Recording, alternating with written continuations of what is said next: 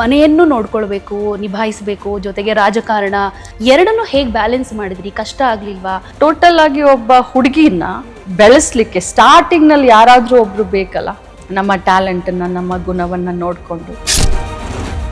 ಹೆಂಗ್ ಮೇಡಮ್ ಪಾಲಿಟಿಕ್ಸಿಗೆ ಬರಬೇಕು ಅಂತ ಇಂಟ್ರೆಸ್ಟ್ ಬಂದಿದ್ಯಾಕೆ? ಅವರ ಇಲೆಕ್ಷನ್ಗೆ ಕೆಲಸ ಮಾಡಿದೆ, ಓಡಾಡಿದೆ, ಒಂದು ಬೂತ್ ಏಜೆಂಟ್ ಕೂಡ ಆಗಿದೆ. ಆ ಬೂತ್ ಏಜೆಂಟ್ ಅನ್ನುವಂಥ ಅನುಭವ ಕೂಡ ನನಗಿದೆ. ಕಾಂಗ್ರೆಸ್ನಲ್ಲೇ ಇನ್ಸ್ಪೈರ್ ಮಾಡಿದ್ ಯಾರು ನಿಮ್ಮನ್ನ? ನಮ್ಮ ಅತ್ತೆ ಮಾವ ತುಂಬಾನೇ ನನಗೆ ಸಪೋರ್ಟ್ ಮಾಡ್ತಾ ಇದ್ರು. ಅದಾದ್ಮೇಲೆ ಹಸ್ಬೆಂಡು ನೀರೆರೆದು ಪೋಷಣೆ ಮಾಡಿ ಬೆಳೆಸಲಿಕ್ಕೆ ಸಹಕಾರಿಯಾಗಿದ್ದೆ ಮಾರ್ಕೆಟ್ ಅಲ್ವಾ. ನಮಸ್ತೆ ಎಲ್ರಿಗೂ, ಇದು ಒನ್ ಇಂಡಿಯಾ ಕನ್ನಡ. ನಾನು ಪ್ರತಿಮಾ. ವೀಕ್ಷಕರೇ, ನಮ್ಮ ರಾಜ್ಯ ರಾಜಕಾರಣದಲ್ಲಿ ಮಹಿಳಾ ರಾಜಕಾರಣಿಗಳು ಅಷ್ಟರ ಮಟ್ಟಿಗೆ ಯಶಸ್ಸನ್ನ ಗಳಿಸೋದು, ಬೆಳೆಯೋದು, ಜನಮನ್ನಣೆಯನ್ನ ಗಳಿಸೋದು ತೀರಾ ವಿರಳ ಅಂತ ಹೇಳ್ಬೋದು. ಅದರಲ್ಲೂ ಈ ಬೆಳಗಾವಿ ರಾಜಕಾರಣ ಅಂತ ಬಂದರೆ ಇಲ್ಲಿ ಗಟ್ಟಿಯಾಗಿ ನೆಲೆಯೂರಿ ರಾಜಕಾರಣದಲ್ಲಿ ಒಂದು ರೀತಿ ಗಟ್ಟಿಗಿತ್ತಿ ಅಂತ ಅನ್ನಿಸ್ಕೊಂಡು ರಾಜ್ಯದ ಮಹಿಳೆಯರ ಪಾಲಿಗೆ ನಿಜಕ್ಕೂ ಲಕ್ಷ್ಮಿಯೇ ಆಗಿರುವಂತಹ ಮಹಿಳಾ ಮತ್ತು ಮಕ್ಕಳ ಕಲ್ಯಾಣ ಇಲಾಖೆ ಸಚಿವೆ ಆಗಿರುವಂಥ ಲಕ್ಷ್ಮಿ ಹೆಬ್ಬಾಳ್ಕರ್ ಇವತ್ತು ನಮ್ಮ ಜೊತೆ ಇದ್ದಾರೆ. ಬಹಳಷ್ಟು ವಿಚಾರಗಳ ಬಗ್ಗೆ ಮಾತನಾಡೋಣ, ಪ್ರಸಕ್ತ ವಿದ್ಯಮಾನಗಳ ಬಗ್ಗೆ, ಜೊತೆಗೆ ತಮ್ಮದೇ ಪಕ್ಷದ ಕೆಲವೊಂದು ಬೆಳವಣಿಗೆಗಳ ಬಗ್ಗೆ ಏನು ಹೇಳ್ತಾರೆ ಕೇಳೋಣ ಬನ್ನಿ. ಮೇಡಮ್ ನಮಸ್ತೆ, ಕಾರ್ಯಕ್ರಮಕ್ಕೆ ಸ್ವಾಗತ. ಹೇಗಿದ್ದೀರಾ ಮೇಡಮ್? ಬಿಸಿ ಬಿಸಿ ಬಿಸಿ ಅಂತೂ ಟೈಮ್ ಮಾಡ್ಕೊಂಡು ನಮ್ಗೆ ಒಂದಿಷ್ಟು ಮಾತುಕತೆಗೆ ಸಿಕ್ಕಿದ್ದೀರಾ? ಖಂಡಿತ ಬಿಸಿ ಇದ್ದೀನಿ. ಆದರೆ ನಾವೇನು ನಮ್ಮ ಆಚಾರ ವಿಚಾರ ಏನು ಅದನ್ನು ಕೂಡ ಜನರಿಗೆ ತಿಳಿಸ್ಬೇಕಾಗುತ್ತೆ, ಪ್ರಚಾರ ಸಿಕ್ಕಬೇಕಾಗುತ್ತೆ. ಸೊ ಸಿಕ್ಕಂಥ ಸಮಯದಲ್ಲಿ ತಮ್ಮ ಹತ್ರ ಮಾತಾಡೋಣ ಅಂತ ಹೇಳಿ ಬಂದಿದ್ದೆ. ಸದ್ಯಕ್ಕೆ ಬೆಳಗಾವಿಯಲ್ಲಿ ಅಧಿವೇಶನ ನಡೀತಾ ಇರೋದ್ರಿಂದ ನನಗೆ ಮೊದಲನೇದಾಗಿ ಕೇಳಬೇಕು ಅಂತ ಅನಿಸಿದ್ದು, ತಾವು ಬೆಳಗಾವಿಯವರೇ. ಸೊ ಬೆಳಗಾವಿಗಾಗಿ ಅಧಿವೇಶನದಲ್ಲಿ ಏನೇನು ಬೇಕು ಅಂತ ಸದನದಲ್ಲಿ ಪ್ರಸ್ತಾಪ ಮಾಡಿದ್ದೀರಾ? ಅದೆಲ್ಲವೂ ಸಾಕಾರ ಆಗೋದಕ್ಕೆ ಎಷ್ಟು ದಿನ ಬೇಕು ಅಂತ ಅನಿಸುತ್ತೆ? ನೋಡಿ, ರಾಜ್ಯದಲ್ಲಿ ಬೆಳಗಾವಿ ರಾಜ್ಯದ 2ನೇ ರಾಜಧಾನಿ ಅಂತ ಹೇಳ್ತೀವಿ. ಬೆಂಗಳೂರನ್ನು ಬಿಟ್ಟರೆ ಬೆಳಗಾವಿ ಅತಿ ದೊಡ್ಡ ಜಿಲ್ಲೆ, 54 ಲಕ್ಷ ಜನಸಂಖ್ಯೆ ಹೊಂದಿರುವಂಥ ಅತಿ ದೊಡ್ಡ ಜಿಲ್ಲೆ.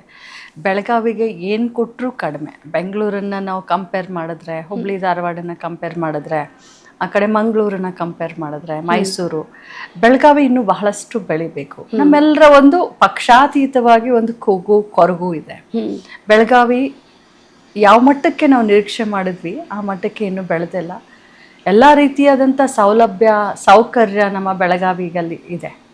ವೆದರ್ ಕೂಡ ಕಂಪೇರ್ ಮಾಡಿದ್ರೆ Bangalore as good as Bangalore ಥರ ಗ್ರೀನ್ರಿ ಇದೆ, ನೀರಾವರಿ ಇದೆ, ಕನೆಕ್ಟಿವಿಟಿ ಬಹಳ ಚೆನ್ನಾಗಿದೆ ಬೆಳಗಾವಿಗೆ.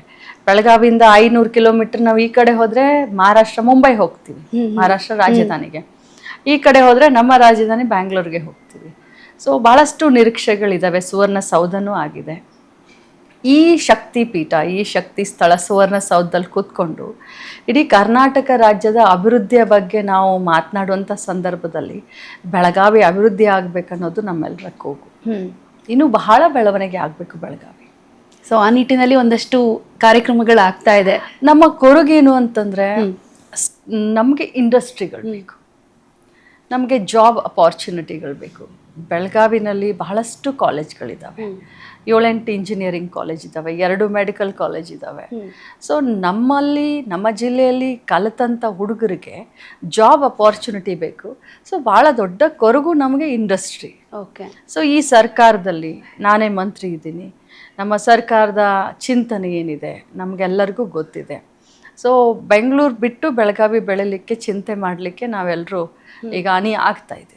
ಓಕೆ. ಈಗ ನಾನು ಆಗಲೇ ಹೇಳಿದ ಹಾಗೆ ಮಹಿಳಾ ರಾಜಕಾರಣಿಗಳು ಅಂತ ಬಂದರೆ ನಮ್ಮ ಕರ್ನಾಟಕದಲ್ಲಿ ತುಂಬ ಕಮ್ಮಿ, ಬೆರಳೆಣಿಕೆಯಷ್ಟು ಮಾತ್ರ ಸಿಗೋದು. ಸೊ ನಿಮ್ಮ ರಾಜಕೀಯ ಜೀವನದ ಬಗ್ಗೆನೇ ಮಾತನಾಡೋದಾದ್ರೆ 23 ವರ್ಷಗಳ ಪಯಣ ಅಂತ ಅಂದರೆ ಅದು ತಮಾಷೆನೇ ಅಲ್ಲ, ಕಮ್ಮಿ ಅಂತ ಅಲ್ವೇ ಅಲ್ಲ. ಸೊ ಯಾವ್ಯಾವ ಥರದ ಚಾಲೆಂಜಸ್ ಇತ್ತು, ಯಾವ ರೀತಿ ಟ್ಯಾಕಲ್ ಮಾಡಿಕೊಂಡು ಇಲ್ಲಿ ತನಕ ಒಂದು ಮಂತ್ರಿಯಾಗಿ ನಿಜಕ್ಕೂ ಆಗಲೇ ಹೇಳಿದಾಗೆ ಮಹಿಳೆಯರ ಪಾಲಿಗೆ ಲಕ್ಷ್ಮಿಯಾಗಿ ಇವತ್ತು ಗುರುತಿಸ್ಕೊಂಡು ಜನಮನ್ನಣೆ, ಜನಸ್ನೇಹಿ ಅಂತ ಅನ್ನಿಸ್ಕೊಂಡಿದ್ದೀರಾ ಅನ್ನೋದಾದರೆ ಈ ಯಶಸ್ಸಿನ ಬಗ್ಗೆ ಏನಂತ ಅನಿಸುತ್ತೆ? ಆ ಪಯಣದ ಬಗ್ಗೆ ಮಾತನಾಡಿದ್ರೆ ನಿಜವಾಗ್ಲೂ ಒಮ್ಮೊಮ್ಮೆ ನನಗೆ ಆಶ್ಚರ್ಯ ಅನಿಸುತ್ತೆ. ಆ ಅನುಭವಗಳನ್ನ ಹಂಚ್ಕೊಳ್ಬೇಕು ಅನಿಸುತ್ತೆ. ಯಾಕಂದರೆ ರಾಜಕಾರಣ ಕಬ್ಬಿಣದ ಕಡಲೆ, ಅದರಲ್ಲೂ ಮಹಿಳೆಯರಿಗೆ, ಅದರಲ್ಲೂ ನನ್ನ ಒಂದು ಮನೆತನ ಆಗಿರ್ಬೋದು, ಫಸ್ಟ್ ಜನ್ರೇಷನ್ ಪಾಲಿಟಿಷಿಯನ್ ನಾನು. I want to correct it, 23 ವರ್ಷ ಅಲ್ಲ, 25ನೇ ವರ್ಷ. ಓಕೆ. 98ನಲ್ಲಿ ನಾನು ಒಬ್ಬ ಕಾರ್ಯಕರ್ತೆಯಾಗಿ, ಕಾಂಗ್ರೆಸ್ ಪಕ್ಷದ ಒಬ್ಬ ಕಾರ್ಯಕರ್ತೆಯಾಗಿ ಅಂದ್ರೆ ಹೆಂಗ್ ಮೇಡಮ್ ಪಾಲಿಟಿಕ್ಸಿಗೆ ಬರಬೇಕು ಅಂತ ಇಂಟ್ರೆಸ್ಟ್ ಬಂದಿದ್ ಯಾಕೆ ಅಂತ? ಮುಂಚೆಯಿಂದನೂ ಸ್ವಲ್ಪ ಸ್ಕೂಲ್ ಕಾಲೇಜ್ ಟೈಮ್ನಲ್ಲಿ ಸ್ವಲ್ಪ ಬಹಳಷ್ಟು ಲೀಡರ್ಶಿಪ್ ಅಂದರೆ ಸ್ವಲ್ಪ ಇಂಟ್ರೆಸ್ಟ್ ಇತ್ತು. ಲೀಡ್ ಮಾಡೋದು ಅಂತಂದರೆ ಸ್ವಲ್ಪ ಇಂಟ್ರೆಸ್ಟ್. ಓಕಲ್ ಆಗಿನೇ ಇದ್ದೆ ಮುಂಚೆಯಿಂದ, ಎಲ್ಲ ಸ್ಪರ್ಧೆಯಲ್ಲೂ ಕೂಡ ಭಾಗವಹಿಸ್ತಾ ಇದ್ದೆ. ನನಗೆ ಈ ಮಟ್ಟಕ್ಕೆ ಬೆಳಿತೀನಿ ಅಂತ ಅಂದ್ಕೊಂಡಿರಲಿಲ್ಲ. ಆದರೆ ನಂದು ಖಾನಾಪುರ ತಾಲೂಕು. ಸೊ ನಾನು ಹುಟ್ಟಿದ್ದು, ಬೆಳೆದಿದ್ದು, ಸ್ಟಡಿ ಮಾಡಿದ್ದು, ಮದುವೆ ಕೂಡ ಖಾನಾಪುರ ತಾಲೂಕದಲ್ಲಿ. ಅಲ್ಲಿ ಆವಾಗ 98ನಲ್ಲಿ ಮಾರ್ಗ್ರೆಟ್ ಅಲ್ವಾ ಅವರು ನಮ್ಮ ಭಾಗದ ಕೆನರಾ ಕಾನ್ಸ್ಟಿಟ್ಯುವೆನ್ಸಿ ಅಂದರೆ ಕಾರವಾರ ಲೋಕಸಭೆಗೆ ಬರುತ್ತೆ. ಸೊ ಅಲ್ಲಿ MP ಆಗಕ್ಕೆ ಅವರು ಇಲೆಕ್ಷನ್ಗೆ ಓಡಾಡಕ್ಕೆ ನಮ್ಮ ಮನೆಗೆ ಬಂದಿದ್ರು. ನಮ್ಮ ಮಾವನವರು ಒಂದು ಶುಗರ್ ಫ್ಯಾಕ್ಟ್ರಿ ವೈಸ್ ಚೇರ್ಮನ್ ಆಗಿದ್ರು. ಮನೆಗೆ ಬಂದಾಗ ನನ್ನ ಇಂಟ್ರೆಸ್ಟನ್ನು ನೋಡಿ, ನಾನು ಜೋರು ಮಾತಾಡೋದನ್ನ ನೋಡಿ ನನಗೆ ಒಂದು ಸ್ವಲ್ಪ ಇಲೆಕ್ಷನಲ್ಲಿ ಕೆಲಸ ಮಾಡಮ್ಮ ಅಂತ ಹೇಳಿದರು. ಈ ರೀತಿ ನನ್ನ ಪಯಣ ಶುರು ಆಯಿತು. ಅವರ ಇಲೆಕ್ಷನ್ಗೆ ಕೆಲಸ ಮಾಡಿದೆ, ಓಡಾಡಿದೆ, ಒಂದು ಬೂತ್ ಏಜೆಂಟ್ ಕೂಡ ಆಗಿದ್ದೆ. ಆ ಬೂತ್ ಏಜೆಂಟ್ ಅನ್ನುವಂಥ ಅನುಭವ ಕೂಡ ನನಗಿದೆ. ಇವತ್ತು ಈ ಮಟ್ಟಕ್ಕೆ ಒಂದು ನಾಯಕತ್ವ ಬೆಳಿಲಿಕ್ಕೆ ಏನೆಲ್ಲ ಅನುಭವಗಳು ಬೇಕು, ಆ ಎಲ್ಲ ಅನುಭವಗಳು ನನಗೆ 25 ವರ್ಷದಿಂದ ಇದೆ.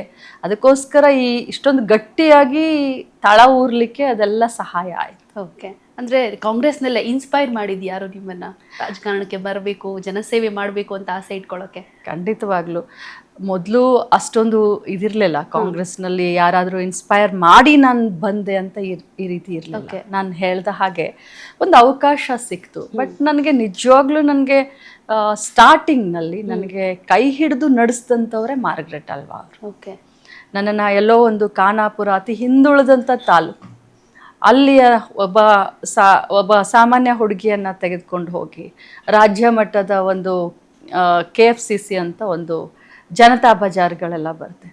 ಅದಕ್ಕೆ ಒಂದು SM ಕೃಷ್ಣ ಅವರ ಮುಖ್ಯಮಂತ್ರಿ ಆಗಿದ್ರು. ಆ ಸಂದರ್ಭದಲ್ಲಿ ನನಗೆ ರಾಜ್ಯ ಮಟ್ಟದ ಒಂದು ನಿರ್ದೇಶಕಿ ಅಂತ ಮಾಡಿದ್ರು. ಆಮೇಲೆ ಶುಗರ್ ಫ್ಯಾಕ್ಟ್ರಿಗೆ ನನಗೆ ನಿರ್ದೇಶಕಿ ಅಂತ. ಟೋಟಲ್ ಆಗಿ ಒಬ್ಬ ಹುಡುಗಿನ ಬೆಳೆಸ್ಲಿಕ್ಕೆ ಸ್ಟಾರ್ಟಿಂಗ್ನಲ್ಲಿ ಯಾರಾದರೂ ಒಬ್ರು ಬೇಕಲ್ಲ, ನಮ್ಮ ಟ್ಯಾಲೆಂಟನ್ನು, ನಮ್ಮ ಗುಣವನ್ನು ನೋಡಿಕೊಂಡು ನನಗೆ ನೀರೆರೆದು ಪೋಷಣೆ ಮಾಡಿ ಬೆಳೆಸಲಿಕ್ಕೆ ಸಹಕಾರಿಯಾಗಿದ್ದೆ ಮಾರ್ಗ್ರೆಟ್ ಅಲ್ವಾ. ಸೊ ಅವರು ಕೂಡ ನನಗೆ ಕಾಂಗ್ರೆಸ್ನಲ್ಲಿ ಇರಲಿಕ್ಕೆ, ಬೆಳಿಲಿಕ್ಕೆ ಅವರೊಬ್ಬರು ಆದರ್ಶ ಆದರು. ಆಮೇಲೆ ಬರ್ತಾ ಬರ್ತಾ ಇಂದಿರಾ ಗಾಂಧೀಜಿಯವರು, ದೆನ್ ಯಾಕಂದರೆ ನಾನು 4th ಸ್ಟ್ಯಾಂಡರ್ಡ್ ಇದ್ದೆ ಇಂದಿರಾ ಗಾಂಧೀಜಿಯವರ ಅಸಾಸಿನೇಟ್ ಆದಾಗ. ಅವಾಗ ಎಲ್ಲ ಚಿಕ್ಕ ಹುಡುಗರು, ನಮ್ಮ ಮನಸ್ಸಿನ ಮೇಲೆ ಬಹಳಷ್ಟು ಪ್ರಭಾವವನ್ನು ಬೀರುತ್ತೆ. ಸೊ ಇಂದಿರಾ ಗಾಂಧೀಜಿಯವರು, ಅವ್ರು ಬಿಟ್ಟರೆ ಮಾರ್ಗ್ರೆಟ್ ಅಲ್ವಾ ಅವರು. ಈಗ ಪ್ರಸ್ತುತ ತ್ಯಾಗವನ್ನು ಮಾಡಿದಕ್ಕೆ ಇನ್ನೊಂದು ಹೆಸರೇ ಅಂದರೆ Sonia Gandhi. So these all are the woman leaders in my party.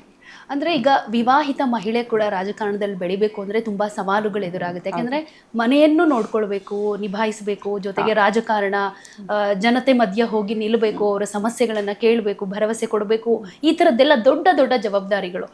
ಎರಡನ್ನೂ ಹೇಗೆ ಬ್ಯಾಲೆನ್ಸ್ ಮಾಡಿದ್ರಿ? ಕಷ್ಟ ಆಗಲಿಲ್ವಾ? ಮನೆಯವ್ರ ಸಪೋರ್ಟ್ ಯಾವ ರೀತಿಯಾಗಿತ್ತು? ಇದು ಖಂಡಿತವಾಗ್ಲೂ ನನಗೆ ಕಷ್ಟ ಆಗಲಿಲ್ಲ. ಯಾಕಂತಂದರೆ ಮನೆಯಲ್ಲಿ ಸಪೋರ್ಟ್ ಇರಲಿಲ್ಲ ಅಂತಂದರೆ ಮಹಿಳೆಗೆ ಏನೂ ಮಾಡಲಿಕ್ಕೆ ಅನುಕೂಲ ಆಗೋದಿಲ್ಲ. ಸಪೋಸ್ ನಾವು ಟ್ಯಾಲೆಂಟ್ ಇದ್ದರೂ, ನಮಗೆ ಇಂಟ್ರೆಸ್ಟ್ ಇದ್ದರೂ, ನಮ್ಗೆ ಸ್ಕಿಲ್ ಇದ್ದರೂ ಕೂಡ ಮನೆಯಲ್ಲಿ ಸಪೋರ್ಟ್ ಇಲ್ಲ ಅಂತಂದರೆ, ಅದರಲ್ಲೂ ನನ್ನ ಮಗ ಆವಾಗ 4 ವರ್ಷ, 4.5 ವರ್ಷ ನನ್ನ ಮಗ UKG ಹೋಗ್ತಾ ಇದ್ದ. ಸೊ ನಮ್ಮ ಅತ್ತೆ ತುಂಬ ಸಪೋರ್ಟ್ ನನಗೆ. ನಮ್ಮ ಅತ್ತೆ ಮಾವ ತುಂಬಾ ನನಗೆ ಸಪೋರ್ಟ್ ಮಾಡ್ತಾಯಿದ್ರು. ಅದಾದಮೇಲೆ ಹಸ್ಬೆಂಡು.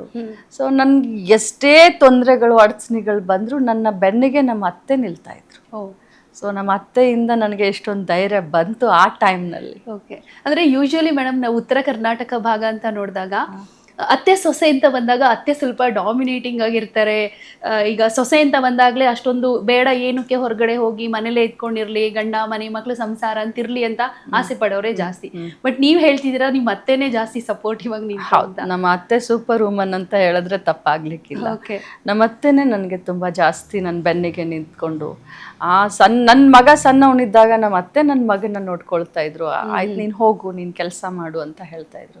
ಸೊ ಇವತ್ತು ಕೂಡ ಅತ್ತೆ ನೆನೆಸ್ತೀನಿ. ಓಕೆ.